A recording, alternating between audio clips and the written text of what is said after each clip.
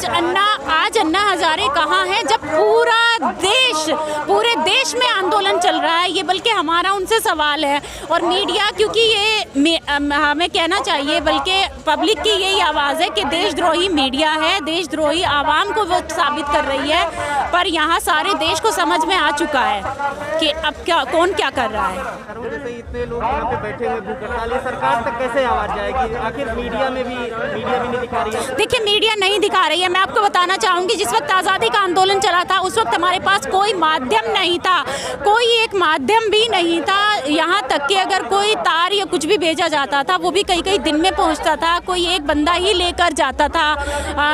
खत या पत्र चलते थे, उस टाइम पर संदेश चलते थे। तब भी यह आज़ादी का आंदोलन छोटा नहीं पड़ा था जब हमारे पास कोई माध्यम नहीं था। अब हमारे पास सोशल मीडिया है और पब्लिक ये एक अब इन आंदोलन की वजह से एक यूनिटी आ गई है सबके अंदर। हम लोग आपस में बैठकर बातें करते हैं।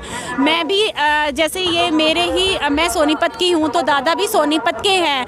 अब हमें नहीं पता ये किस बिरादरी से हैं क्या है, पर हमारे बीच कोई बिरादरी या कुछ भी नहीं है। हमारी सबकी समझ में, देश की समझ में इनकी राजनीति आ गई है, पर इनकी राजनीति नहीं चलेगी। अंग्रेज़ भी नाकाम हुए थे, वो हमें गुलाम नहीं बना पाए थे। हम वही भारतीय हैं, हम फिर से वही इनको नाकाम करेंगे और इनको हार माननी पड़ेगी।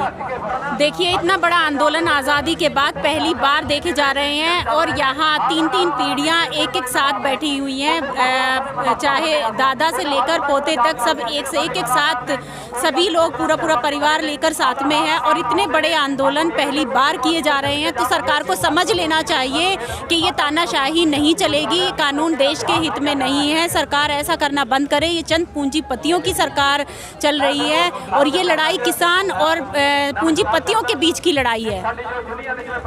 कितने दिन हो गए लेकिन सरकार का भी स्टैंड वहीं पे लगा हुआ है कि वो जो कुछ विपक्षी भड़का रहे हैं, ऐसा कुछ नहीं है बिल किसानों के। देखिए, यहाँ पहली आवाज़ तो यही है, कोई पॉलिटिशियन नहीं है। आप देख सकते हैं आसपास कोई पॉलिटिशियन नहीं है, कोई पॉलिटिशियन जो है स्टेज पर चढ़कर नहीं बोल सकता है। यहाँ सारे आप एक से बात करेंगे। मैं भी किसान परिवार से हूँ, दादा भी किसान है और यहाँ सभी लोग किसान हैं। तो यहाँ कोई पॉलिटिशियन तो कोई है ही नहीं। तो ये इल्ज़ाम सरकार के झूठे हैं। आइकॉनिक प्रोटेस्ट को बदनाम करने की ये साजिश है और अपने आप को सही साबित करना चाहते हैं, इसीलिए कुछ ना कुछ वो झूठ बोलकर ही साबित करेंगे अपने आप को ठीक। क्या कहते हैं कि अब जो मोदी जी ने अभी स्पीच दिया है उसमें ये कहा है कि जो है सब कुछ ठीक है और हम जो है सबको मनाने की कोशिश करेंगे।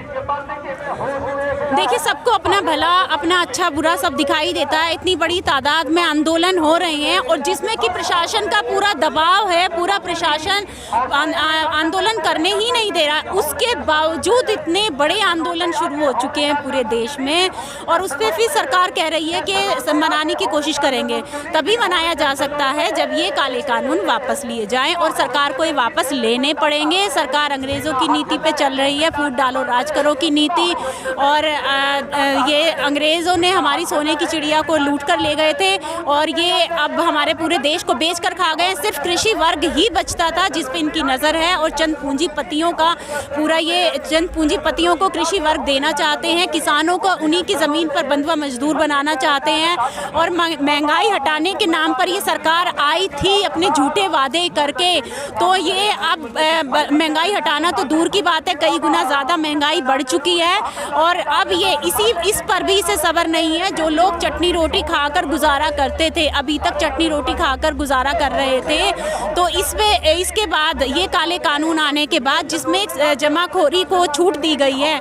जमाखोरी एक काला जुर्म हुआ करता था, आज उस जमाखोरी को इन कानूनों के तहत छूट दे दी गई है।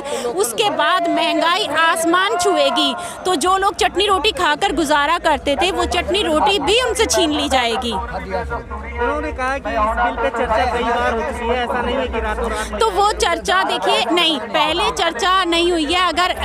अगर देश को इनको कानून लाने थे और कानून के बारे में ये इतना कहते हैं कि देश के हित में है, तो फिर देश की आवाम से पूछते क्यों नहीं है कानून लाने से पहले कि देश में हित में है या नहीं है।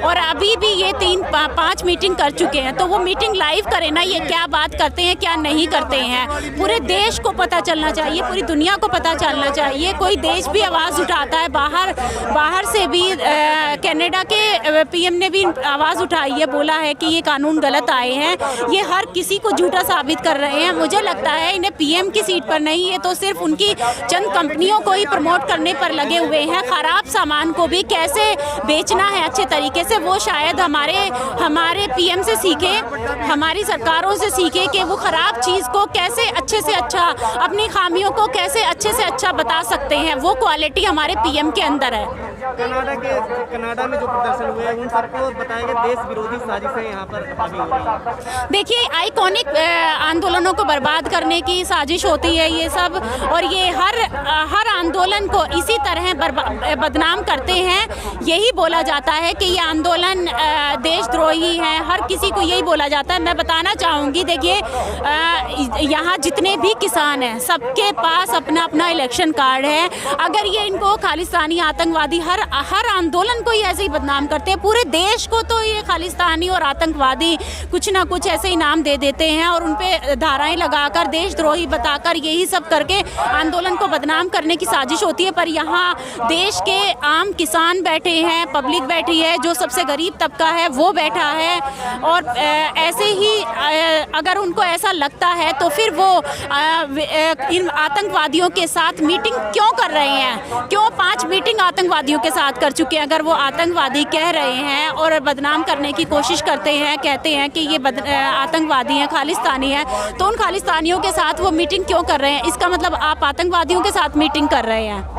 38 लोग लगभग यहाँ पे शहीद हो चुके हैं और उसके बाद भी सरकार की आंखें नहीं खुल रही। यहाँ पे लोग भूख हड़ताल पे भी बैठे हैं, तो क्या इससे असर पड़ेगा सरकार के ऊपर? देखिए, सरकार पे क्या मतलब, जब अंग्रेज जो इतने कट्टर थे और हमारे भारतीयों ने, हमारे बुजुर्गों ने उस वक्त लड़ाई लड़ी थी, 200 साल तक लड़ाई लड़ी थी, हार नहीं मानी थी।